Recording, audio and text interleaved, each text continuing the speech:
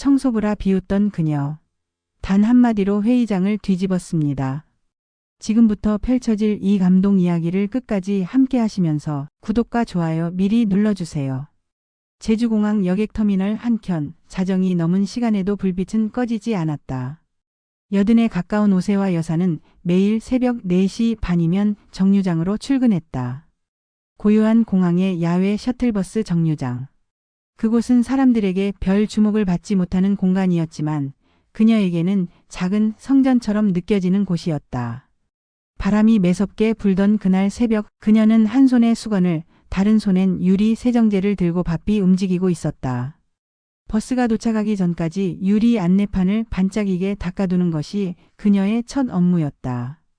손끝이 시릴 정도로 추운 날씨였지만 그녀의 동작에는 망설임이 없었다. 이 일이 누군가에게는 하찮게 보일지 모르지만 그녀는 진심으로 이 공간을 아꼈다. 그녀의 움직임을 지나치듯 바라보던 직원들 사이에서 조한결 팀장이 도착했다. 30쯤 되어 보이는 그는 늘 바쁘고 날이 서 있었다. 전날 밤새 회의 준비를 했는지 잔뜩 예민해진 얼굴로 그녀에게 다가왔다. 박 여사님, 오늘은 그냥 뒤쪽에서 조용히 계시면 좋겠습니다. 중요한 일정이 있어서요. 그의 말은 존댓말이었지만 말투에는 배려보단 귀찮음이 섞여 있었다. 그녀는 잠시 시선을 들었지만 곧 고개를 끄덕였다. 알겠습니다. 방해되지 않도록 하겠습니다. 그는 대답도 듣지 않은 듯 다시 휴대폰에 시선을 돌렸다. 그리고 곧 누군가에게 전화를 걸어 날카로운 목소리로 지시를 내리기 시작했다. 그녀는 무릎을 굽히며 바닥에 떨어진 종이 한 장을 주었다. 그렇게 낮게, 더 낮게 몸을 숙이는 일에 익숙해진 지 벌써 13년이었다. 공항이라는 낯선 공간에 처음 발을 디뎠던 날이 어제 같은데 어느새 하루도 빠짐없이 이 자리를 지키게 되었다. 처음엔 도망치듯 시작한 일이었다. 누구도 알아보지 않는, 아무도 묻지 않는 이곳에서라면 잠시라도 마음의 짐을 내려놓을 수 있을 것 같았다. 하지만 시간이 지날수록 그녀는 이 일을 통해 오히려 다시 살아가고 있다는 느낌을 받았다. 첫 비행기를 타러 오는 사람들의 분주한 발걸음, 긴 여정을 마치고 돌아온 사람들의 가벼운 한숨. 그 모든 것이 그녀의 삶 안으로 들어와 작은 온기를 만들어 주었다. 겨울 바람이 유리창 사이로 스며들었다. 그녀는 셔츠 소매로 조심스럽게 틈새의 성에를 닦아냈다. 얼어붙은 유리 너머로 멀리 활주로의 불빛이 깜박이고 있었다. 어둠이 걷히는 시간, 그녀는 언제나 이 자리에 있었다. 조한결 팀장은 잠시 그녀를 힐끗 바라보았다. 그의 시선에는 여전히 의심과 무관심이 가득했다. 그가 몰랐던 건 그 눈앞의 여인이 예전엔 전 세계 수십 개국을 넘나들며 각국 정상들의 통역을 도맡았던 오세화 박사였다는 사실이었다. 하지만 그녀는 입을 다문 채 다시 몸을 낮췄다. 누가 알아주지 않아도 괜찮았다. 지금 이 순간 그녀의 손으로 세상을 조금 더 따뜻하게 만들 수 있다는 사실이 그녀를 지탱해주고 있었다. 바람이 한 차례 더 불어왔다. 공항 안내 방송이 조용히 울려 퍼졌다. 그리고 그 순간 멀리서 하나의 전화벨 소리가 울렸다. 그녀의 삶을 송두리째 흔들어 놓을 하루가 그렇게 시작되고 있었다. 정류장 유리 너머로 첫 비행기가 활주로를 떠나는 순간 오세화 여사는 조용히 숨을 내쉬었다. 날아가는 비행기의 꼬리를 오래도록 바라보는 그녀의 눈빛엔 묘한 감정이 서려 있었다.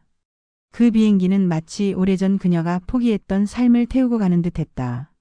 하얀 입김이 입술 끝에서 흩어졌다.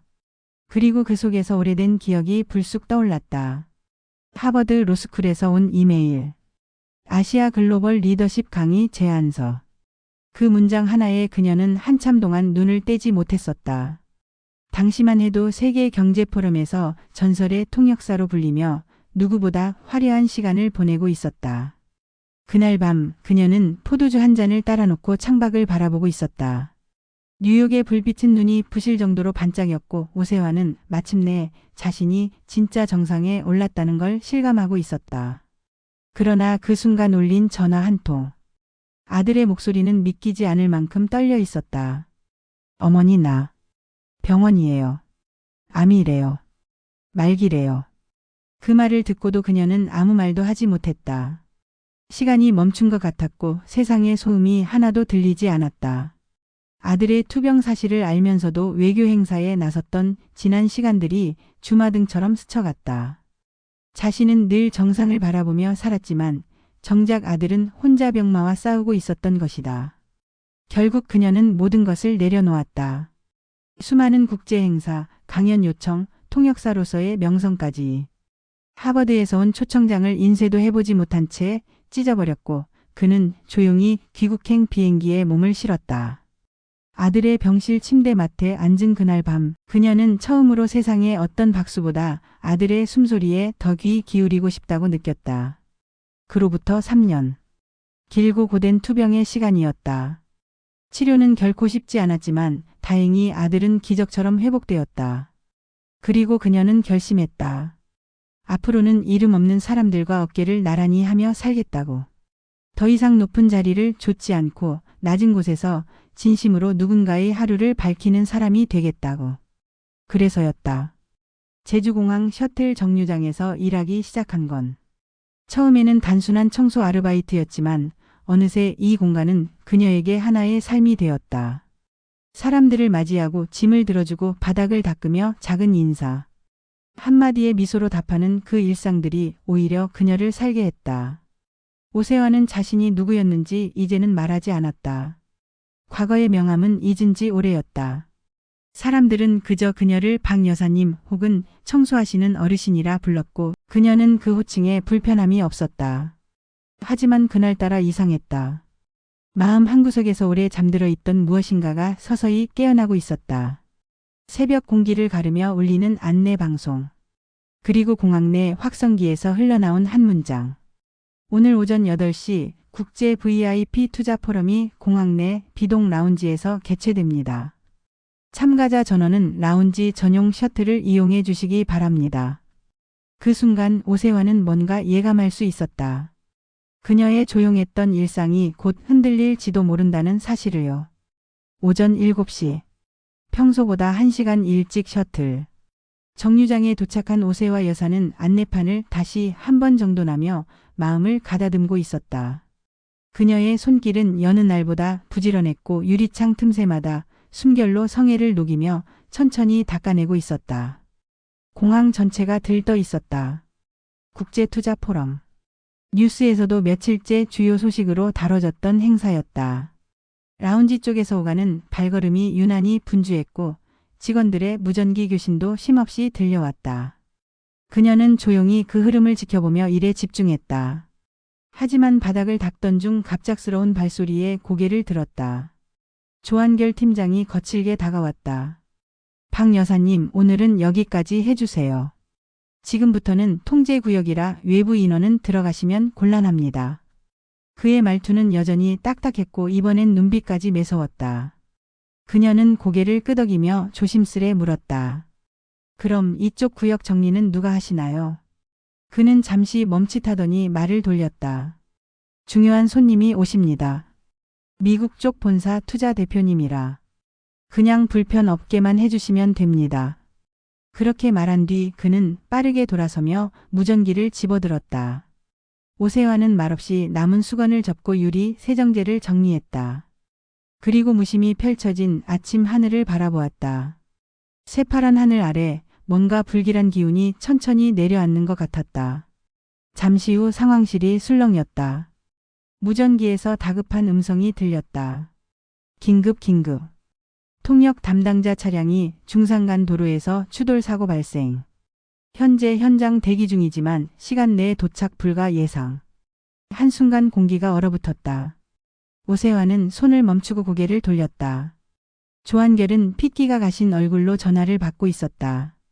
그리고 곧 상황실 안팎은 아수라장이 되었다. 행사 시작까지는 이제 채 1시간도 남지 않았다. 행사 전체가 연기될 수도 있다는 불안이 직원들 사이에 돌았고 서로를 향한 짜증 섞인 말들이 오갔다. 그녀는 가만히 모든 상황을 지켜보았다. 자신이 굳이 나설 일이 아니란 걸 잘 알고 있었다. 하지만 마음 한구석이 요동치기 시작했다. 오래전 내려놓았다고 생각했던 목소리가 다시 떠오르기 시작한 것이다. 심장이 뛰었다. 하지만 한켠에선 또 다른 속삭임이 울렸다. 나서지 마세요. 그건 이제 당신 일이 아니에요. 하지만 그 순간 오세환은 자신이 아직 완전히 그 자리를 떠나지 않았음을 깨달았다. 지난 13년간 묵묵히 닦아온 유리창 너머로 수많은 사람이 지나갔지만 그녀는 늘 중심을 지키고 있었다. 그녀는 천천히 조한결이 있는 상황실 앞으로 걸어갔다. 직원들이 그녀를 의아하게 바라보았지만 그녀는 담담한 목소리로 말했다. 죄송합니다만 제가 그 통역을 대신할 수 있을 것 같습니다. 그 순간 모든 시선이 그녀에게로 쏠렸다. 조한결은 어이없다는 듯 미간을 찌푸리며 되물었다. 지금 뭐라고 하셨어요? 오세환은 조용히 그러나 단호하게 다시 말했다. 제가 통역을 맡겠습니다. 그의 얼굴에 웃음기 섞인 경멸이 스쳤다. 조한결은 고개를 저으며 말했다. 박 여사님, 지금은 장난하실 때가 아닙니다. 청소나 계속해 주세요. 그 말은 마치 예전 수많은 사람들에게 들었던 냉소와 똑같았다. 그녀는 잠시 눈을 감았다. 그리고 여전히 두근대는 가슴을 진정시키며 말했다. 그럼 본부장님을 뵙게 해주시겠습니까? 그녀는 더 이상 주저하지 않았다. 이건 명예나 회복을 위한 일이 아니었다. 단지 자신이 할 수 있는 일을 지금 해야 할 뿐이었다. 회의 시작까지는 50분 남짓. 상황실은 여전히 혼란스러웠다. 조한결 팀장은 전화를 붙잡은 채 얼굴을 찌푸렸고 통역 대행 인력을 구하지 못한 직원들은 눈치를 살피며 발만 동동 굴렀다. 그때 오세환은 조용히 본부장 사무실 문 앞에 섰다. 노크도 없이 들어갈 수 없기에 문 앞에서 잠시 숨을 고르고 있었다. 잠시 후 안에서 문이 열렸다. 회색 정장의 중년 남성이 그녀를 마주했다. 본부장 강세중이었다. 박 여사님, 무슨 일 있으신가요? 그의 목소리는 조한결과 달리 차분했다. 그녀는 눈을 마주보며 말했다. 신뢰를 무릅쓰고 드릴 말씀이 있어 왔습니다. 회의 통역과 관련된 일입니다. 강 본부장은 눈썹을 살짝 찌푸리며 손짓으로 안으로 들어오라 했다. 그녀는 조심스럽게 의자에 앉으며 말했다. 제가 오늘 통역을 맡을 수 있을 것 같습니다. 강 본부장은 처음엔 믿지 못하겠다는 듯 고개를 기울였다. 하지만 그녀의 눈빛 속에서 농담이나 허세가 아닌 이상할 만큼의 평온함과 확신을 읽을 수 있었다. 실례지만 혹시 예전에 통역 관련 일을 하신 적이 있습니까? 그녀는 가만히 고개를 끄덕이며 짧게 대답했다. IEU 한국 대표단 통역관이었습니다. 마지막으로 국제무대에 섰던 건 13년 전 스위스 바젤 포럼입니다. 그 순간 본부장의 눈빛이 바뀌었다. 그는 자리에서 일어나 창가를 바라보았다. 공항 밖은 여전히 소란스러웠고 라운지 앞엔 차량들이 줄지어 서 있었다. 그는 천천히 그녀를 다시 바라보며 말했다. 자격에 대해선 의심하지 않겠습니다. 다만 실전 감각은 어떠신지요? 그녀는 잠시 침묵했다. 하지만 이내 또렷한 목소리로 말했다. 그동안 하루도 영어를 놓은 적 없습니다. 이 자리에 있으면서도 매일 새벽마다 외신을 번역했고 기내 매거진과 보고서를 분석하며 감각을 유지해 왔습니다. 제 통역은 언어만이 아니라 마음까지 전달할 준비가 되어 있습니다. 본부장은 천천히 고개를 끄덕였다. 그리고 조한결을 호출했다. 그의 눈빛은 단호했고 더 이상 망설임은 없었다. 조 팀장, 박 여사님께 오늘 회의 통역 기회를 드릴 겁니다. 이견은 없겠죠? 조한결은 당황한 표정으로 서 있었다. 말문이 막힌 듯 입술을 달싹였지만 아무 말도 하지 못했다. 그는 마지못해 고개를 끄덕였다. 예, 알겠습니다. 결국 회의장 바깥에 대기하던 직원들은 놀란 얼굴로 서서히 움직이기 시작했다. 오세환은 조용히 고개를 숙이며 자리를 나왔다. 비품실 한편에 조용히 보관해 두었던 자신의 정장을 꺼냈다. 마지막으로 그 옷을 입었던 건 아들의 병실에 처음 들어가던 날 이전이었다. 구김진 자락을 펴며 거울 앞에 섰다. 눈가의 주름이 깊어졌지만 눈빛만은 달라지지 않았다. 살아온 시간만큼 그녀는 단단해져 있었다. 조한결은 복도에서 그녀와 마주쳤다. 순간 눈을 피하더니 곧 비꼬듯 말했다. 진짜로 하시겠다는 겁니까? 이게 무슨 드라마도 아니고. 오세화는 그를 바라보며 웃었다. 그리고 말했다. 걱정하지 마세요. 저 드라마보다 더한 인생을 살아왔으니까요. 이번엔 제 역할 잘 해낼 겁니다. 그의 말문이 막혔다. 그녀는 조용히 회의장 쪽으로 발걸음을 옮겼다. 주름진 손으로 문고리를 잡고 천천히 열었다. 회의장 안으로부터 느껴지는 긴장감, 그 낯설지 않은 공기를 그녀는 그대로 받아들였다. 회의장 입구. 검은 정장 차림의 오세화가 문을 밀고 들어섰다. 바닥의 광택, 의자의 배치, 라운지 전체를 감싸는 정숙한 공기. 모든 것이 그날을 위해 세심하게 준비돼 있었다. 하지만 참석자들의 표정엔 긴장과 의심이 뒤섞여 있었다. 그럴만했다. 고작 청소부로 알고 있던 노년의 여인이 오늘 VIP 국제회의에 통역을 맡겠다고 나섰으니 그들의 머릿속엔 의문이 가득했을 것이다. 조한결은 문 옆에서 팔짱을 낀 채 그녀를 지켜봤다. 여전히 못 믿겠다는 눈빛이었지만 무언가 말은 하지 않았다. 오세화는 모두의 시선을 받으며 회의장 맨 앞 통역석에 앉았다. 손등에 핏줄이 굵게 솟아 있었고 서류를 정리하는 손끝이 다소 떨렸지만 표정만큼은 단단했다. 그리고 바로 그 순간 문이 열리며 그가 들어섰다. 세계적인 투자자 로버트 웨슬리. 키가 크고 은빈 머리에 매서운 눈매, 모두가 알고 있는 세계 금융계의 큰 손이었다. 그는 주변을 빠르게 훑고는 통역 자리에 앉은 그녀를 바라보았다. 오세화는 일어나 고개를 숙였다. 로버트님, 제주에 오신 걸 환영합니다. 오늘 회의 통역을 맡게 된 박오세화입니다. 그녀의 영어는 단단하고 정확했다. 억양은 또렷했고 문장은 명확했으며 발음은 마치 서구 원어민처럼 유려했다. 회의장 안의 공기가 일순간 멈춘 듯 조용해졌다. 로버트는 가볍게 고개를 끄덕이며 말했다. 글래드 투 비히. 렛츠 비긴. 회의가 시작되자 그녀는 모든 감각을 집중했다. 국제금융규제, 아시아시장 리스크, ESG 투자 수익률, 현지화 전략. 익숙한 용어들이 오갔고 그녀는 한치의 망설임 없이 영어와 한국어 사이를 오갔다. 그녀의 통역은 단순히 말의 옮김이 아니었다. 목소리의 톤, 눈빛, 문장 끝의 숨결까지 함께 옮겨지는 진심의 번역이었다. 참석자들은 서서히 그녀의 말을 따라가기 시작했다. 그녀가 설명할 땐 고개를 끄덕였고 그녀가 강조할 땐 조용히 메모를 했다. 처음에는 서로를 흘끗거리며 수군대던 이들이 이제는 그녀의 말에만 집중하고 있었다. 조한결은 회의실 뒤편에서 말없이 그녀를 지켜보고 있었다. 그의 눈은 점점 흔들리기 시작했다. 그동안 자신이 놓쳐왔던 것들. 그녀의 품위, 단단함, 조용한 자부심이 이제야 보이기 시작했다. 오세화는 잊지 않고 있었다. 이 자리에 앉기까지 13년의 시간이 있었다. 수많은 새벽 공항의 차가운 유리를 닦으며 흘린 땀과 침묵의 날들이 있었다. 그리고 지금 그 시간들이 이 통역 한마디 한마디에 녹아들고 있었다. 회의가 중반을 넘어섰을 때 로버트가 잠시 말을 멈췄다. 그리고 그녀를 바라보며 조용히 물었다. 익스큐스 미워 유엣 더 바절 포럼 인 2010. 그 질문에 그녀도 조용히 고개를 끄덕였다. Yes. I was the chief interpreter at the closing session. 순간 회의실은 술렁였다. 로버트의 눈이 가늘게 떨리며 표정이 누그러졌다.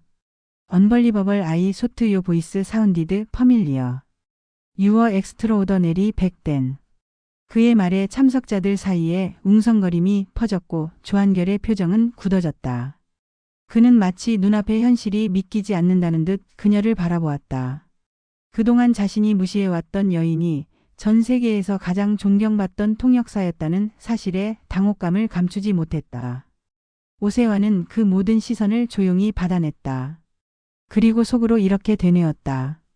자신의 이름을 다시 이 자리에서 떳떳하게 증명하고 싶었다고. 회의는 절정을 향해 달려가고 있었다. 오세화 여사의 통역은 회의의 맥을 놓치지 않고 정확히 이어졌고 로버트 웨슬리는 회의 내내 고개를 끄덕이며 만족스러운 표정을 감추지 못했다. 한국 측 임원들도 점차 긴장을 풀며 자신 있게 의견을 개진했고 회의장은 어느새 활기를 띠었다. 그때였다. 로버트가 다시 한 번 말을 멈췄다. 그의 시선이 오세화에게 고정되었다. 그리고 천천히 말을 꺼냈다. 혹시 하버드에서 교수직을 제안받으셨던 분 아닌가요? 회의실이 순간 조용해졌다. 사람들의 시선이 일제히 그녀에게 쏠렸고 조한결 팀장은 자리에서 살짝 몸을 앞으로 숙이며 그녀의 대답을 기다렸다. 그 눈빛은 더 이상 경멸도 의심도 아닌 혼란 그 자체였다. 오세환은 가만히 미소를 지으며 고개를 끄덕였다. 네, 맞습니다. 2011년 봄 하버드에서 연락을 받았었죠. 당시 바젤 포럼에서의 통역을 계기로요. 로버트는 조용히 그녀를 바라보다가 자리에서 일어나 그녀 앞으로 걸어왔다. 그는 손을 내밀며 진심 어린 눈빛으로 말했다. 그때 당신의 통역은 전설이었습니다. 언어를 초월한 이해, 감정까지도 그대로 전달되었죠. 저는 그날 이후 통역이 단순한 기술이 아니라 예술이라는 걸 처음 깨달았습니다. 그의 말에 참석자들의 표정이 바뀌었다. 고개를 끄덕이는 이도 있었고 감탄이 담긴 눈빛을 보내는 사람들도 있었다. 조한결은 자리에서 천천히 일어났다. 그의 얼굴은 하얗게 굳어 있었다. 지금까지 자신이 그저 나이든 청소부쯤으로 생각했던 사람이 세계 정상급 인물들과 어깨를 나란히 했던 인물이었음을 받아들이기 어려운 듯했다. 로버트는 이어 말했다. 하지만 왜 하버드에 가지 않으셨습니까? 그 자리는 누구에게나 꿈이었을 텐데요. 그 물음에 오세환은 잠시 말을 멈췄다. 회의장은 고요했다. 모든 이들이 그녀의 입을 바라보며 기다렸다. 그녀는 천천히 창밖을 바라보았다. 창 너머로는 아침 햇살을 머금은 비행기 한 대가 조용히 활주로를 이동하고 있었다. 그녀는 그 풍경을 잠시 감상하듯 바라보다가 입을 열었다. 그날 밤 아들에게서 전화가 왔습니다. 암이라는 진단을 받았다고 말기라고 했죠. 그 순간 저는 모든 걸 내려놨습니다. 하버드도 포럼도 미래도. 그녀의 목소리는 단단했지만 어딘가 떨림이 있었다. 회의장 곳곳에서 숨죽이는 소리가 들려왔다. 조한결은 그 자리에 굳은 듯 서 있었다. 아이는 그렇게 새해를 병상에서 쌓아냈고 저는 그 곁을 지켰습니다. 세계 어디에서도 얻을 수 없던 교훈을 그 병실 안에서 배웠습니다.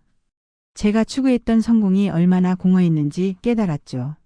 그녀는 로버트를 바라보며 담담하게 말을 이었다. 그 후 저는 조용히 살아가기로 마음먹었습니다. 사람들이 이름도 모르는 자리에서 이름 없는 사람들과 함께 살아가기로요. 로버트는 말이 없었다. 다만 그의 눈가가 살짝 젖어 있었다. 오세환은 마지막 말을 천천히 덧붙였다. 통역은 단지 말을 옮기는 일이 아닙니다. 저는 그렇게 배웠습니다. 마음을 이해하고 그 마음을 진심으로 전달할 수 있어야만 그게 진짜 통역이라고요. 회의장은 침묵에 잠겼다. 조한결은 눈을 내리깔고 있었고 다른 임원들은 조용히 고개를 숙였다. 한동안 누구도 말하지 않았다. 그 침묵은 오히려 경의와 존중의 침묵이었다. 그때 조한결이 천천히 걸어 나왔다. 그의 얼굴에는 이전과는 전혀 다른 표정이 서려 있었다. 낯설 정도로 진지한 눈빛이었다. 선생님 죄송합니다. 제가 정말 많이 잘못했습니다. 그녀는 고개를 저으며 말했다. 괜찮습니다. 우리 모두 실수하면서 배우는 거니까요. 회의가 끝난 직후 회의장을 빠져나오는 사람들 사이에서 로버트는 조용히 그녀에게 다가왔다. 자신의 명함을 건네며 말했다. 세계는 아직도 선생님 같은 분을 기다리고 있습니다. 언제든 연락 주십시오. 그 마음이 다시 움직이신다면요. 오세환은 미소를 지으며 고개를 숙였다. 감사합니다. 하지만 전 지금 이 자리가 좋습니다. 이곳이 제 삶입니다. 로버트는 그녀의 말에 더는 덧붙이지 않았다. 단지 깊은 고개 숙임으로 그녀에 대한 존경을 표현했다. 그 순간 회의장 뒤편에서 누군가가 다급하게 뛰어들어왔다. 정장을 입고 넥타이를 매만진 한 남성. 숨이 차올라 있었고 눈빛은 간절했다. 오세환은 그 익숙한 실루엣을 보자 몸이 굳었다. 어머니. 그 한마디의 공기는 멈췄고 그녀의 눈이 커졌다. 아들이었다. 진우. 그토록 사랑하고 또 지키기 위해 모든 걸 포기했던 바로 그 아이. 지금은 더 이상 아이가 아니었다. 건장한 체구, 단정한 인상, 그리고 어딘가 의사다운 침착함이 배어있는 모습이었다. 진우는 어머니 앞에 다가와 멈춰섰다. 말없이 그녀를 바라보다 입을 열었다. 제가 늦었죠. 그녀는 아무 말 없이 아들의 손을 잡았다. 굳은 살이 박인 자신의 손과 환자 수술 기록지로 늘 바쁘게 살아온 아들의 손이 맞닿았다. 두 사람은 말없이 한참을 그렇게 서 있었다. 진우는 숨을 고르며 말했다. 오늘 아침 회의 이야기를 듣고 깜짝 놀랐어요. 공항 직원들이 어머니를 이야기하더군요. 세계적인 통역사였다고 지금도 마치 영화 속 인물 같다고요. 그녀는 천천히 고개를 숙이며 조용히 말했다. 내 이야기는 하지 말아야 할 것 같았어. 내가 견뎌온 시간만큼 나도 조용히 살아야 한다고 생각했지. 내 삶이 널 가리지 않도록. 진우는 입술을 깨물며 고개를 저었다. 그게 아니었어요. 어머니. 전 오히려 제가 어머니 삶을 가로막은 건 아닌가 수없이 생각했습니다. 어머니가 하버드를 포기했던 이유 그때는 몰랐지만 이제는 정말 알 것 같아요. 그녀는 눈을 들어 아들을 바라보았다. 진우의 눈에는 눈물이 맺혀 있었다. 어머니가 보여주신 그 헌신, 그 품위, 그 깊이. 그게 지금의 저를 만들었어요. 저도 어머니처럼 누군가를 살리는 사람이 되고 싶었거든요. 오세화는 입을 다물지 못했다. 지금껏 단 한 번도 듣지 못했던 말. 아들의 진심이었다. 그녀는 감정이 북받쳐 올라 눈을 감았다. 몇 번이나 고개를 끄덕이다 조용히 웃으며 말했다. 그래. 그래, 잘 자라줘서 고맙다. 진우는 말없이 어머니를 안았다. 공항이라는 분주한 공간 속 둘만의 시간이 멈춘 듯 했다. 그들을 바라보던 직원들 중 몇몇은 조용히 고개를 숙였고 한 젊은 직원은 눈물을 훔쳤다. 조한결은 멀리서 그 장면을 지켜보며 조용히 회의장 문을 닫았다. 더 이상 말이 필요 없었다. 그 역시 마음속에서 무언가 무너지고 동시에 다시 세워지는 것을 느끼고 있었다. 며칠 뒤 공항은 언제나처럼 새벽을 맞이했다. 유리문 너머로 어슴푸레한 햇살이 번지기 시작했고 셔틀 정류장에는 이른 비행기를 타려는 여행객들이 하나둘 모여들었다. 그날도 오세화는 여느 때처럼 첫 차보다 먼저 도착해 있었다. 단정하게 정돈한 정장을 벗고 평소 입던 청소 유니폼으로 갈아입은 그녀는 조용히 바닥을 쓸고 있었다. 어느새 버릇이 되어버린 동작이었다. 하루를 정리하고 준비하는 이 의식이 이제는 그녀의 삶 그 자체가 되어 있었다. 그녀의 손에는 오래된 수세미 대신 누군가 새로 사다 준 깨끗한 고무장갑이 끼워져 있었다. 그리고 안내판 아래에는 작은 꽃병 하나가 놓여 있었다. 며칠 전 한 젊은 직원이 몰래 두고 간 것이었다. 그 아래 붙어 있던 메모에는 이렇게 적혀 있었다. 선생님 덕분에 저도 제 자리를 사랑하게 됐습니다. 그녀는 그것을 조용히 읽고 살짝 웃었다. 그리고 그대로 그 꽃병을 정류장의 중심에 놓아두었다. 누군가 그걸 보고 한 번이라도 미소 지을 수 있다면 그것만으로 충분하다고 생각했기 때문이었다. 조한결 팀장은 요즘 달라졌다. 매일 아침 오세화에게 가장 먼저 인사를 건넸고 종종 그녀와 함께 바닥을 닦기도 했다. 무뚝뚝한 성격은 여전했지만 그의 말투에는 이제 존중이 깃들어 있었다. 선생님, 오늘은 제가 안내판 닦겠습니다. 아니에요. 이건 제 몫이에요. 하루를 준비하는 시간이라 양보할 수 없어요. 그녀의 웃음에 그는 민망한 듯 고개를 돌렸지만 그 표정엔 어느새 스승을 대하는 제자의 기색이 묻어 있었다. 공항 직원 교육팀에서는 얼마 전 그녀에게 특별 요청을 해왔다. 전국의 공항을 돌며 진정한 서비스의 의미를 강의해 달라는 것이었다. 그녀는 망설였다. 하지만 누군가의 마음을 열 수 있다면 좋겠다는 생각에 가끔은 강연을 나가기로 했다. 그 강연에서 그녀는 늘 같은 말을 마지막에 덧붙였다. 흔들려도 괜찮습니다. 중요한 건 그 흔들림 속에서 자신의 중심을 잃지 않는 것입니다. 그 말을 들은 젊은 직원들은 고개를 끄덕였고 때로는 눈을 훔쳤다. 어떤 말은 기술보다 오래 가는 법이었다. 진우는 지금 서울에서 의사로 일하고 있다. 말기암을 극복한 환자로서 또 환자 가족이었던 사람으로서 그는 누구보다 환자에게 다가가는 법을 알고 있었다. 그는 자주 전화해 어머니의 안부를 물었고 명절이면 직접 공항에 내려와 그녀 곁에 앉아 조용히 차를 마시곤 했다. 한 번은 진우가 말했다. 어머니, 저도 누군가에게 어머니 같은 사람이 되고 싶어요. 그녀는 조용히 고개를 끄덕였다. 자식이 바르게 자란 것만큼 큰 성공은 없다는 걸 그녀는 이제 확신하고 있었다. 그날도 외국인 승객 몇 명이 그녀를 알아보고 인사를 건넸다. 그리고 또 한 명의 젊은이가 다가왔다.